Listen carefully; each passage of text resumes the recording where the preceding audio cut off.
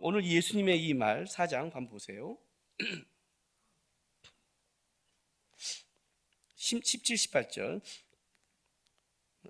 여자가 대답해 이르되 나는 남편이 없나이다. 예수께서 이르시되 내가 남편이 하는 말은 옳도다.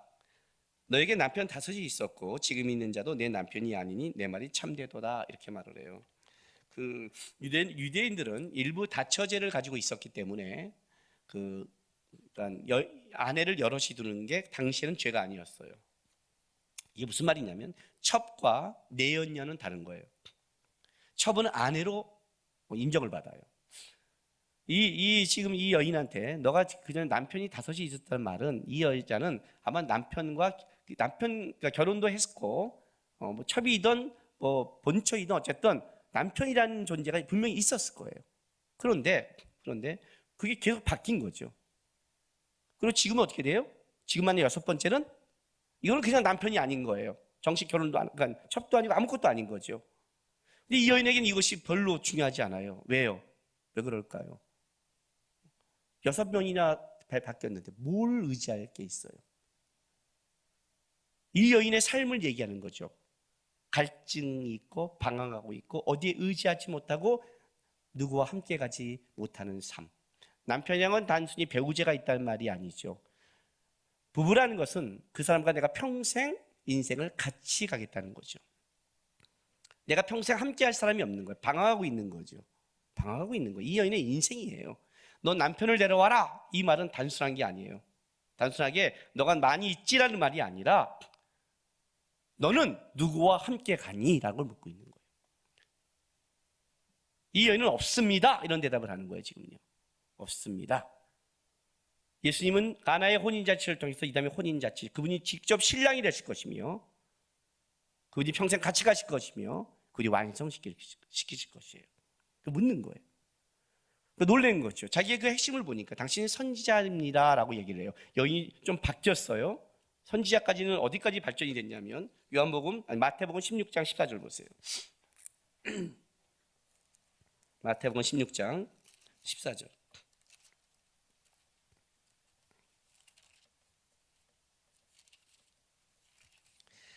마태복음 16장 13, 14절 제가 읽어드릴게요.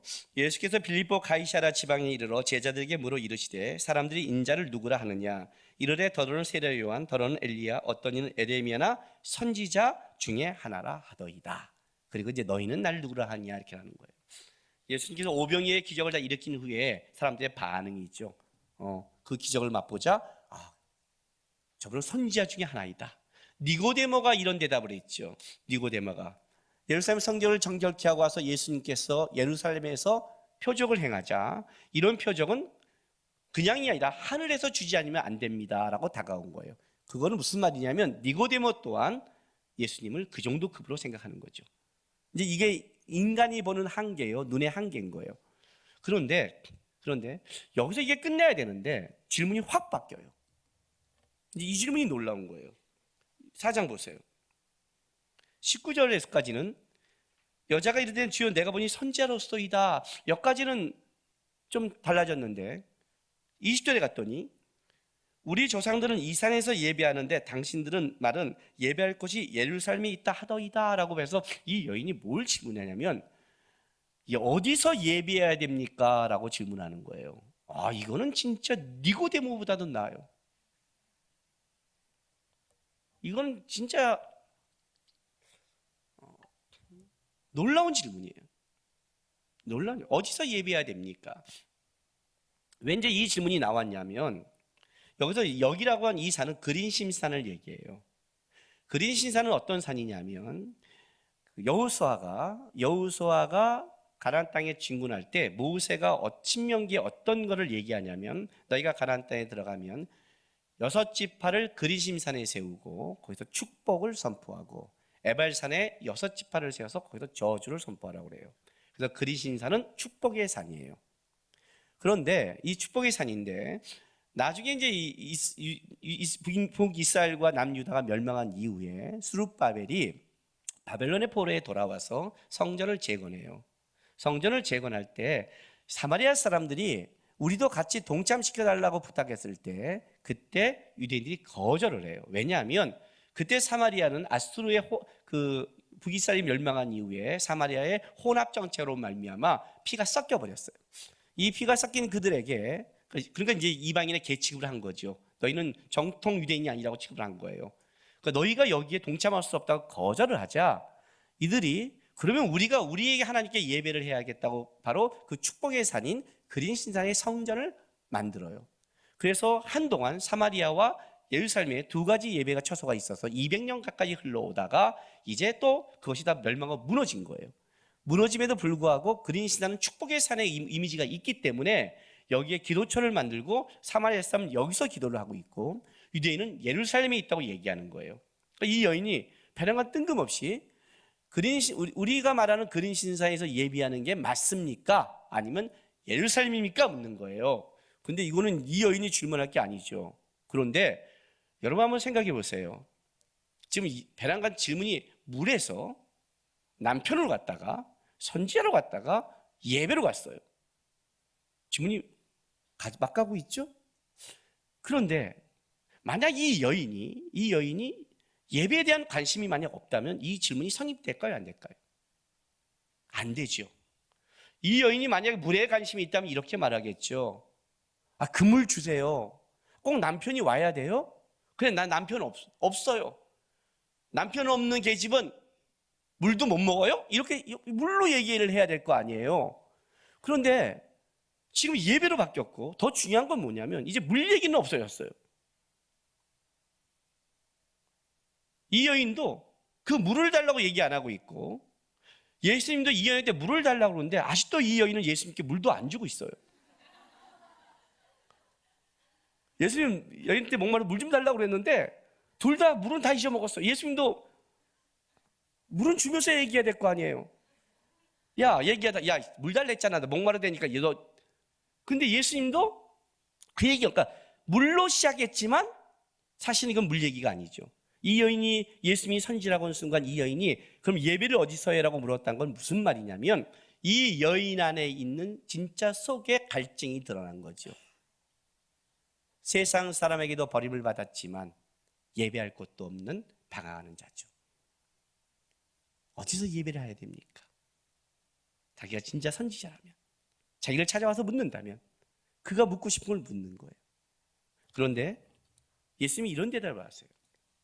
4장 21절 예수께서 이르시되 여자여 내 말을 믿으라. 내 말을 믿으라. 이 산에서도 말고 예루살렘에서도 말고 너희가 아버지께 예배할 때가 이르리라. 이렇게 말을 하는데 보세요. 여자여 내 말을 믿으라. 원어에는 말이라는 게 없어요. 이렇게 나와요. 여자여 나를 믿으라. 이거예요. 나예요. 이게 더 정확해요. 왜냐하면 좀 이따 이제 이 결론이 어떻게 되냐면 26절에 너가 말하는 내가 그라예요. 내가 그다. 지금 이거 초점이 말이 아니라 예수님께 초점이 되어 있는 거예요. 나를 믿어라. 이 산에서 말고 그린 신산도 아니고 예루살렘도 아니다. 너희가 아버지께 예배할 때가 이르리라. 그리고 때가 이르는 거예요. 그리고 나서 23절에 보세요. 아버지께 참되게 예배하는 자는 영과 진리로 예배할 때가 오나니. 자, 때가 이르고 때가 오나니. 그 다음에 뭐예요? 곧 이때라. 지금 때가 이렇게 진영되고 있죠. 그런데 때 하면 생각나는 거 없으세요? 이때 말고. 요한복음 2장 1절부터 볼까요? 사흘째 되던 날에 갈릴리 가나에 홀레가 있어 예수의 어머니도 거기 계시고 예수와 그 제자들 홀레의 청혼을 받았더니 포도주가 떨어진 자 예수의 어머니가 예수에게 이르되 저들이 포도주가 없다니 예수께서 이르시되 여자여 나와 무슨 상관이 있나이까 내 때가 아직 이르지 아니하나이다. 사흘째 되는 날 예수님이 죽으시고 부활한 게 사흘째 되던 날이죠. 홀레 여러 가지 그 요한복음은 여러 가지의 어떤 앞에 복선이 굉장히 많이 깔려 있는 그 성경이에요. 홀레. 마리아가 부탁을 해요. 이 홀레가 문제가 생길까봐 예수님께 가서 도와달라 했더니 예수님이 뭐라고 하냐면 내 때가 아직 이르지 아니었습니다. 그래요. 예수님이 분명히 아직 예수님의 홀레의 때가 완성실 때가 아니에요. 그런데 오늘 여기 배란간 뭐가 나오냐면 이 때가 다시 나오는 거예요. 예배의 때가. 예배가 나왔는데 뭐라고 나오냐면 너희가 이 산도 아니고 예루살렘도 아니고 아버지께 예배할 때가 있을 것이다. 때가 이르리라. 아까 때가 아니면 때가 이를 것이다. 장소가 아니다. 장소는 아니다. 나 때가 이를 것이다. 그리고 나서 그 때가 온다. 근데 곧 이때라 라고 그때를 얘기하는 거예요. 자, 이방인이 갖고 있는 가장 큰 그 제사 의식이 뭐냐 하면 제사 의식이 땅의 것에 대한 강조입니다. 이방인의 오늘 여기 이런 말 나오죠. 22절 보세요. 너희는 알지 못하는 것을 예비하고 우리는 아는 것을 예비하노니 이는 구원이 유대인에게서 남이라. 자, 너희는 알지 못하는 것을 예비하고 사마리아 사람들이에요. 알지 못하는 것, 너희가 예비하는 대상이 틀렸다는 거예요. 그리고 방법도 틀렸어요. 그러나 우리는 유대인은 아는 것을 예비해요. 유대인은 분명한 것은 그가 예배할 대상에 대해서 분명히 하나님을 알고 있어요. 그런데 방법이 틀렸죠. 이제 그 문제를 다루는 거예요. 구원이 유대인에 있어요. 이게 무슨 말이냐면 하나님이 예배할 때 예배할 수 있는 그것은 유대인에게서 예수를 주기로 작정했기 때문에 유대인에서 나지만 이방인들이 갖고 있는 것은 대상도 틀리고 다 틀렸어요. 그래서 이방인들이 갖고 있는 예배의 가장 중요한 건 뭐냐면 땅의 화려함이에요. 땅의 화려함. 왜냐하면 대상이 분명하지 않으면 보이는 것이 없으면 신이 안 보이면 건물이라도 보여야 되거든요. 이방인의 신정은 웅장하고 화려하며 금칠을 해요. 그러나 이스라엘 백성에게 줬던 성막은 화려하지 않아요. 성소는 10m, 5m예요. 가로가 5m, 길이가 10m예요. 굉장히 작죠? 지성소는 5m, 5m예요. 5m, 5m예요. 굉장히 작은 거예요. 왜? 거기는 뭐냐면 땅의 것이 아니라 하늘의 것을 담으려는 거예요. 이 땅에는 어떤 성소와 어떤 웅장한 것도 하나님을 담을 수가 없는 거예요. 하나님을 만나서 땅의 것이 아니라 하늘의 것을 보기 위해서 만들었지만 이방의 성소는 어떤 거냐면 대상이 없기 때문에 땅의 것에 화려함만 있는 거예요. 그게 땅의 것이에요. 땅의 것.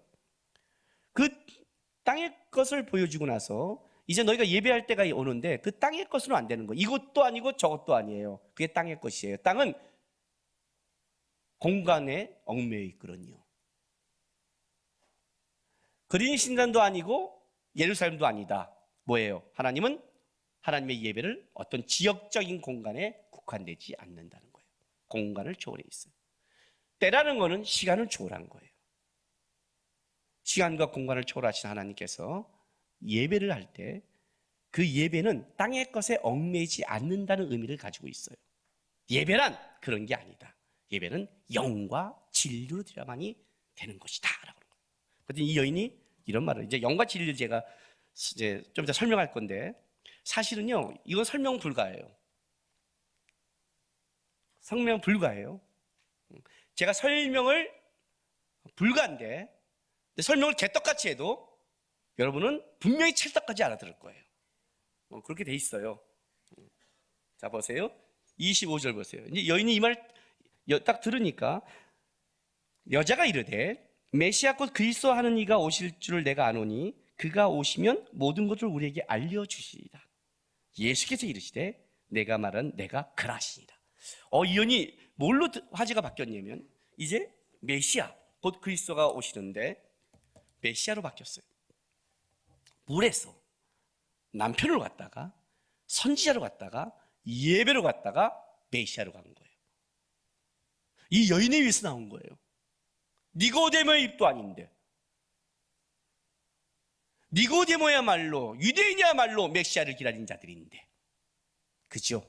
그들이야말로 거기서 메시아가 탄생을 예언했고 유대인은 평생에 소원했던 게 뭐냐면 메시아의 오심인데 그 표적과 그걸 보여도 하늘로 온 표적이 아니면 세례요한이 증언했음에도 불구하고 그들은 움직이지 않는데 놀랍게도 이 여인의 입에서 뭐가 나오면 메시아가 오시면이 나오는 거예요. 그러면 이 여인의 그 바탕에 깔려있는 게 뭔지를 아시잖아요. 이 여인이 갈증이 뭐예요? 이 여인이 예배를 묻고 메시아가 오시면 이걸 얘기했다는 건 이 여인은 기쁜 곳에 이 여인의 방황, 갈증 이거는 뭐예요? 메시아에 대한 도래죠.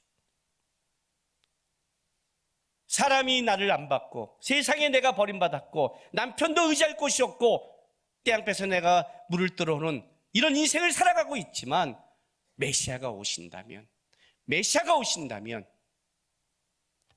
자기에게 소망이 있지 않까 이 소망을 붙잡는 여인이죠. 이 여인이 갖고 있는 거예요.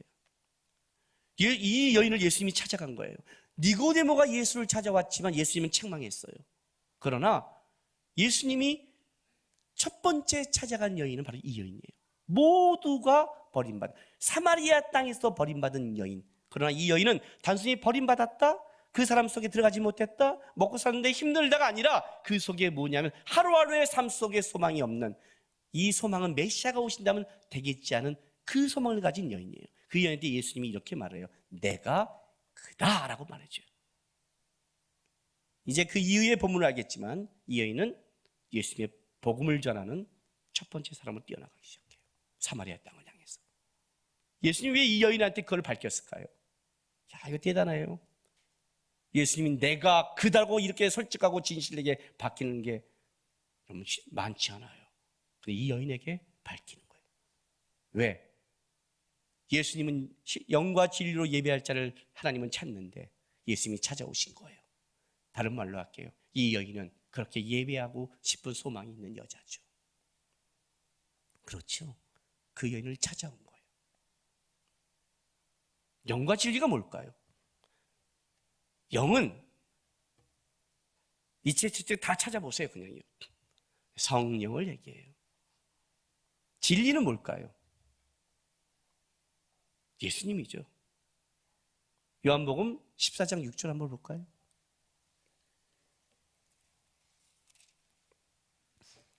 예수께서 이르시되 내가 곧 길이요 진리요 생명이니 나로 말미암지 않고는 아버지께로 올 자가 없느니라. 이 여인에게 해준 말 아닌가요? 살 길을 어떻게 살아가는 길을 잃어버렸는데 예수님이 길이었고 예수님이 진리고 예수님이 생명인 거죠. 생명을 얻으려고 물을 뜨고 오고 있는데 지금 그 얘기를 하고 있는 거죠. 영과 진리 쉽게 설명해 드릴게요. 내가 개떡같이 말하면 찰떡같이 알아둘 수 있다고 그랬죠. 왜 그런지 설명할게요.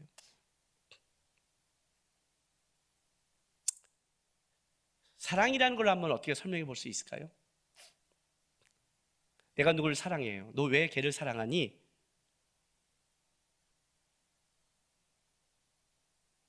왜 내가 사랑하냐고? 멋지잖아. 그러면 뭐도 없어지면 헤어질 거예요? 키가 크잖아. 그러다 교통사고 다리가 부러지면 헤어질 거예요? 내가 누굴 진짜 사랑한다고 할 때요, 너 왜 사랑하니? 그럴 때 그 사랑을 설명하면 설명할수록 내 사랑의 가치가 떨어져요. 원래 사랑은 그런 거예요. 왜냐하면 사랑한다는 걸 깊게 들어간 거는 조건을 따지지 않아요. 조건을 갖고 사랑한다는 건 아직 사랑이 아니죠. 사랑은 조건이 아니라 관점이 변하라고 했죠. 사랑하게 되니까 달라지는 거죠. 여러분 그 결혼한 부부들 물어보세요. 꼭 이렇게 말을 해요. 나 실상 처음에 만났을 때 별로였어요. 네. 별로였어요? 그래요? 안 그래요? 우리 아내한테 물어보세요. 나 만드는 뿅 같냐? 아니에요. 지금도 뿅 안 것 같아요. 가끔. 그렇게 말하는 거예요. 키도 작고 막 이렇고 성격은 빠르고 저는 거지 같았는데 근데 왜? 오늘날 보니까 그냥 하면서 나도 몰라 이렇게 되는 거예요. 좋아지니까 어떻게 돼요? 또 화끈한 게 있더라고. 관점이 변해야 되는 거죠. 그죠? 그걸 어떻게 설명을 하겠어요? 영과 진리를 어떻게 설명할래요? 이게 무슨 말인데? 이게 니고데모에게 한 말이에요. 거듭나지 아니하면 안 된다는 거예요. 거듭나야 되는 거예요. 거듭나이란 뭘 했어요? 위로부터, 근원부터, 처음부터 다시 시작해야 되는 거죠. 하나님은 영이시에요. 하나님께 예배하는 영과 진리로 해야 돼요. 이 영과 진리한 건 땅의 거라고 생각하세요? 아니에요. 이게 하늘의 것이에요. 이게 거듭남의 것이에요. 이 여인이 이걸 깨달은 게 아니에요. 이 여인에게 하나님 성령이 임한 거예요. 내가 그다 그러니까 지식으로 한 게 아니에요. 니고데모가 지식으로 땅의 것을 알려고 그랬죠. 아니에요. 이거는요. 아니에요. 예수를 아는 자들은 이 마음을 알아요. 영과 진리는 예수 그리스도예요. 예수 그리스도만이 우리를 하나님의 관계를 이어가는 존재예요. 예수 그리스도만이 바로 신령과 진정으로 영과 진리로 예배할 수 있는 통로요 길인 거예요. 단어 하나는 설명할 수 없지만 분명한 사실은 예수가 아니면 하나님께 나가지도 못하고 예수가 아니면 온전한 예배를 못 드리며 예수가 아니면 회복이 없다는 걸 알고 있는 거예요. 이 연의 갈증 속에 예수님이 찾아가서 내가 그라고 얘기했어요. 내가 널 찾아왔다고 얘기했어요. 물에서 뭘로 갔냐면 예수와의 만남으로 간 거예요. 그게 진정한 솟아나는 물이죠. 오늘 제가 본문 제목을 이렇게 정했어요. 여러분한테. 지금이 바로 그때. 설교 준비해놓고 본문을 제목을 한 열 몇 개를 고민했어요. 영과 진리로 때가 이때 별별 거 다 썼어요. 설교 준비한 만큼 제목 정하는데 돌아버린 줄 알았어요. 근데 지금이 바로 그때라고 했어요. 지금이 바로 그때예요. 무슨 말인지 아세요? 오늘 아침에 하나님이 여러분을 잠을 깨고 지금 예배지로 나왔다면 여러분이 어떤 인생을 살든 어떤 지금 상황이 어떤 간에 분명히 아셔야 돼요. 이 사마리아 여인보다 더한 자는 없을 거예요. 남편 7분이 있는 분이 있어요? 사람들에게 다 창녀 취급받아서 사람이 있는 자리에 못 나오는 분이 있으세요? 끔찍한 방황하는 인생, 소망이 없는 인생, 의지할 곳이 없는 인생, 함께 갈 자가 없는 인생, 예배를 해도 어떻게 될지 모르는 그 인생 속에 예수님이 이 사마리아 땅까지 떼양볕까지 찾아오신 거예요. 이렇게 말하는 거죠. 누군들 못 찾아가겠느냐는 거죠. 그리고 내가 간 그곳이 그때가 예배할 곳이다. 예루살렘이냐 그리스도냐 사람이 정해놓은 경건과 거룩이 아니라 예배는 그렇게 하는 게 아니다. 보이는 걸로 하는 게 아니다. 그건 마당말 받는 거다. 그것이 예배가 아니다. 예배란 영적인 것이다. 하나님이 받아야 되는 것이다. 하나님이 받으면 영과 진리가 있어야 하는데 너희 안에 그건 있지 않다. 내가 곧 길이요 진리요 생명이다. 내가 너를 찾아왔다. 여러분 지금 이 순간이 하나님 예수 앞에 있다면 하나님을 만날 수 있고 하나님 앞에 영과 진리로 갈 수 있고 이 여인처럼 회복할 수 있는 유일한 시간이 되는 거예요. 니고데모처럼 땅의 것과 세상 것으로 생각하고 지식으로 돌아간다면 여러분은 그 정도 의문을 갈 거예요. 신앙이란 예수를 의지하는 싸움이에요. 세상이 지금 어떠네요. 어떻게 될지 모르겠어요. 물론 우리는 세상을 향해서 진리를 외쳐야 되고 세상을 향해서 살아가야 되며 이 사마리아처럼 뛰어나가서 우리가 땅의 것을 붙잡지 않는 것을 보여줘야 돼요. 진정으로 땅의 것을 붙잡지 않으려면 예수를 붙잡지 않고는 안 돼요. 알았어요? 촛불이 지금 여의도로 향한다고 그러잖아요. 맞는 말이에요. 왜? 정신을 세울 때 정치를 하고 있잖아요. 야당도 다. 근데 그걸 이해할 수 있지 않겠어요? 땅의 것을 붙잡는 자가 이 기회를 갖고 어떻게 안 하겠어요? 땅의 것을 붙잡지 않는 자만이 할 수 있는 거죠. 그게 진정으로 예수 믿는 자들이 해야 될 거죠. 이 땅에서 땅의 것을 붙잡지 않고 예수가 진리며 예수 안에서 보는 자만이 이 땅에서 땅의 것을 버리고 살아갈 수 있는 자잖아요. 지금이 곧 그때예요. 여러분이 눈을 뜨는 그 아침이 그때고 내가 살아가는 순간순간이 그때예요. 내가 끔찍한 죄를 지은 그 순간도 다시 주님 앞에 돌아올 바로 그때예요. 그때를 버리지 마세요. 예수님을 만난 그때가 영과 진리로 예비하며 회복되며 다시 붙잡고 살아갈 그때예요.